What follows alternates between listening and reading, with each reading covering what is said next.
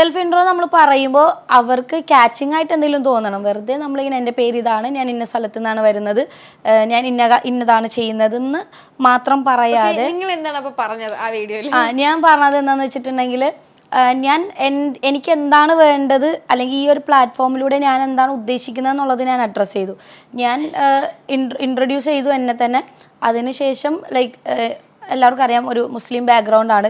ഇപ്പം നിങ്ങളും ചോദിച്ചല്ലോ ഡ്രസ്സിങ്ങിനെ കുറിച്ചും കല്യാണം കഴിക്കാത്തതിനെ കുറിച്ചും. അപ്പോൾ ഇത് എന്തുകൊണ്ടാണ് എന്നുള്ളതാണ് ഞാൻ ആ വീഡിയോയിൽ പറഞ്ഞത്.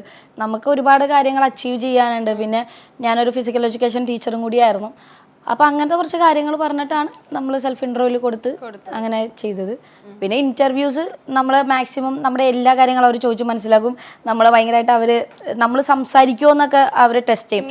ഇങ്ങനെ ചൊറിയും നമ്മൾ ഭയങ്കരമായിട്ട്, അതെന്താ അങ്ങനെ, അതെന്താ ഇങ്ങനെ, അതെന്താ അപ്പോൾ അവർ പറയണ പോലെ ചെയ്താൽ എന്താന്നൊക്കെ പറഞ്ഞ് നമ്മളെ ഡിസ്കംഫർട്ട് ആക്കുന്ന ചോദ്യങ്ങൾ അവർ ചോദിക്കും. അപ്പോൾ അതിനോട് നമ്മൾ എങ്ങനെ പ്രതികരിക്കുന്നു എന്നുള്ളത് നോക്കാൻ വേണ്ടിയിട്ടാണ്. അല്ലാതെ അവർക്കിപ്പോൾ നമ്മളെ ഡിസ്കംഫർട്ട് ആക്കിയിട്ടൊന്നും കിട്ടാനില്ല. അപ്പോൾ അതിന് വേണ്ടിയിട്ടാണ് അവരങ്ങനെ ചെയ്യണേ.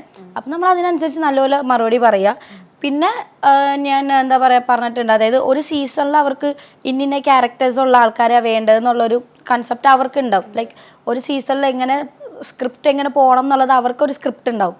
എന്ന് പറഞ്ഞാൽ നമ്മൾ സ്ക്രിപ്റ്റഡ് അല്ല, നമ്മളോട് ഒന്നും പറഞ്ഞു തരിക അങ്ങനെയൊന്നും ഇല്ല.